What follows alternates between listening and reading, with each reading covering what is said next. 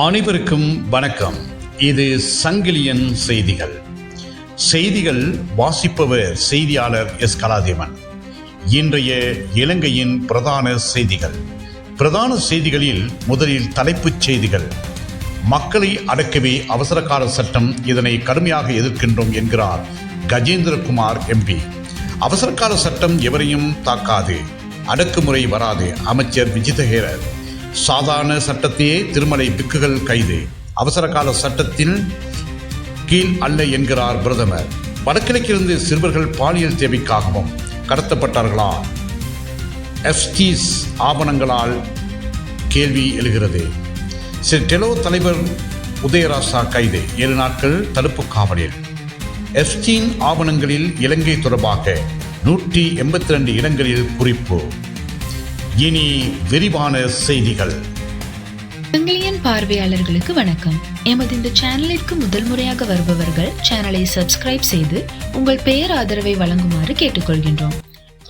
வடக்கு கிழக்கில் தொடர்ந்து பயன்படுத்தப்படுகின்றனர். மக்களை அடக்கவே அவசரகால சட்டம், இதனை கடுமையாக எதிர்க்கின்றோம் என்கிறார் கஜேந்திரகுமார் எம்பி.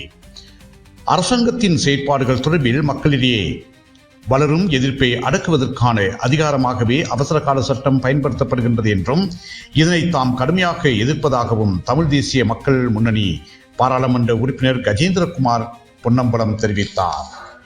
பாராளுமன்றத்தில் வெள்ளிக்கிழமை இடம்பெற்ற பொதுமக்கள் பாதுகாப்பு கட்டளை சட்டத்தின் அமுல்படுத்தப்பட்ட அவசரகால சட்டம் தொடர்பான விவாதத்தில் உரையாற்றுகையிலே தமிழ் தேசிய மக்கள் முன்னணி பாராளுமன்ற உறுப்பினர் கஜேந்திரகுமார் பொன்னம்பலம் இவ்வாறு கூறினார். அவசரகால சட்டம் எவரையும் தாக்காது, அடக்குமுறை வராது. அமைச்சர் விஜிதஹேரர். அவசரகால சட்டம் தொடர்பில் எவரும் தேவையற்ற அச்சத்தை ஏற்படுத்திக் கொள்ள தேவையில்லை. இந்த சட்டம் எந்த வகையிலும் மக்களுக்கு எதிரான அடக்குமுறைகளுக்காக பயன்படுத்தியதில்லை, எதிர்காலத்திலும் அவ்வாறு பயன்படுத்த மாட்டோம் என்று உறுதியளிக்கின்றோம் என்று வெளிவிவகாரம், வெளிநாட்டு வேலைவாய்ப்பு மற்றும் சுற்றுலாத்துறை அமைச்சர் விஜிதஹேரர் தெரிவித்தார். பாராளுமன்றத்தில் வெள்ளிக்கிழமை இடம்பெற்ற பொதுமக்கள் பாதுகாப்பு கட்டளை சட்டத்தின் அமுல்படுத்தப்பட்ட அவசரகால சட்டம் தொடர்பான விவாதத்தில் உரையாற்றுகையிலே அமைச்சர் இவ்வாறு கூறினார். சாதாரண சட்டத்திலேயே திருமலை பிக்குகள் கைது, அவசரகால சட்டத்தின் கீழ் அல்ல என்கிறார் பிரதமர். திருகோணமலை புத்தர் சிலை விவகாரத்தில் அவசரகால சட்டத்தின் கீழ் பிக்குகள் கைது செய்யப்படவில்லை, சாதாரண சட்டத்தின் கீழேயே அந்த பிக்குகள் கைது செய்யப்பட்டுள்ளனர் என பிரதமர் ஹருணி அமரசூரிய தெரிவித்தார். பாராளுமன்றத்தில் வெள்ளிக்கிழமை இடம்பெற்ற பொதுமக்கள் பாதுகாப்பு கட்டளை சட்டத்தின் அமுல்படுத்தப்பட்ட அவசரகால சட்டம் தொடர்பான விவாதத்தில் உரையாற்றுகையிலே இவ்வாறு தெரிவித்த அவர் மேலும் பேசுகையில், திருகோணமலை புத்தர் சிலை விவாதத்தில் அவசரகால சட்டத்தின் கீழ் பிக்குகள் கைது செய்யப்பட்டார்கள் என்று எதிர்க்கட்சி எம்பி ஒருவர் இங்கு கூறினார். இதன் முற்றிலும் தவறு, பொய்யானது. சாதாரண சட்டத்தின் கீழே அந்த பிக்குகள் கைது செய்யப்பட்டுள்ளார்கள். பொது சட்டத்தின் பிரகாரமே உரிய சட்ட நடவடிக்கைகள் எடுக்கப்பட்டுள்ளன என்று தெரிவித்தார். வடகிழக்கிலிருந்து சிறுவர்கள் தேவைகளுக்காகவும் கடத்தப்பட்டார்களா?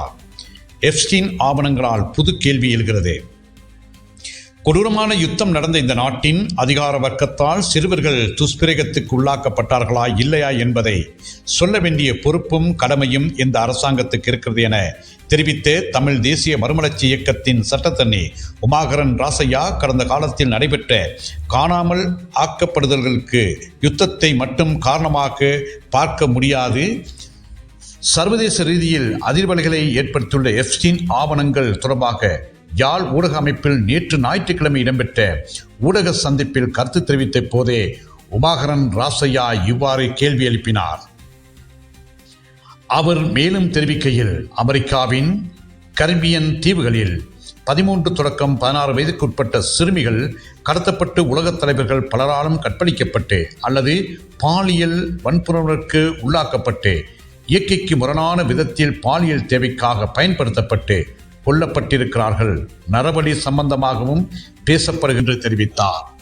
ஸ்ரீ ரெலோ தலைவர் உதயராஜா கைது, 7 நாட்கள் தடுப்பு காவலில். ஸ்ரீ ரெலோ கட்சியின் தலைவர் பி. உதயராஜா கைது செய்யப்பட்டு தடுப்பு காவலில் விசாரணைக்கு உட்படுத்தப்பட்டுள்ளார். இதன்படி 7 நாட்கள் தடுப்பு காவலில் அவர் விசாரணைக்கு உட்படுத்தப்பட்டுள்ளதாக போலீஸ் ஊடக பிரிவு தெரிவித்துள்ளது. போதைப்பொருள் கடத்தல் குற்றச்சாட்டில் நீர்கொழும்பு கொச்சிக்கடை பகுதியில் பி. உதயராஜா கைது செய்யப்பட்டுள்ளார். பேரியாகுட பகுதியில் கடந்த மாதம் 29ஆம் தேதி 4 கிலோ 423 மில்லி கிராம் கொக்கையின் போதைப்பொருள் கைப்பற்றப்பட்டது. இந்த போதைப்பொருள் கடத்தல் சம்பவத்துடன் ஸ்ரீ ரெலோ கட்சியின் தலைவர் பி உதயராஜா தொடர்புபட்டுள்ளார் என்ற சந்தேகத்தின் அடிப்படையிலேயே அவர் 5ஆம் தேதி இரவு கைது செய்யப்பட்டார். எப்ஸ்டீன் ஆவணங்களில் இலங்கை தொடர்பாக 182 இடங்களில் குறிப்பு.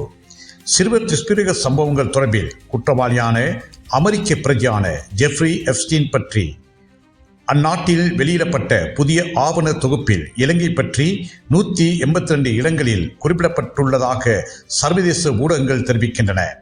எவ்வாயினும் இவர் இந்நாட்டுக்குள் ஏதேனும் தவறுகள் இழைத்துள்ளதாக எந்த இடத்திலும் குறிப்பிடப்படவில்லை. சிறுவர் துஷ்பிரயோக சம்பவங்கள் தொடர்பில் அமெரிக்காவின் குற்றவாளியான ஜெஃப்ரி எப்ஸ்டீனின் வழக்குக்குரிய மில்லியன் கணக்கான புதிய ஆவணங்கள் அமெரிக்கா நீதி திணைக்களத்தினால் கடந்த வாரம் வெளியிடப்பட்டன.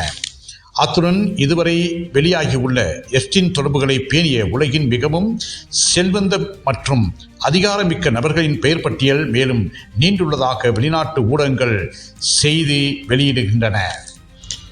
இன்றைய இலங்கையின் பிரதான செய்திகள் இத்துடன் நிறைவு பெறுகின்றன. மீண்டும் ஒரு பிரதான செய்தி அறிக்கையின் ஊடாக உங்கள் அனைவரையும் சந்திக்கும் வரை அன்பு வணக்கம்.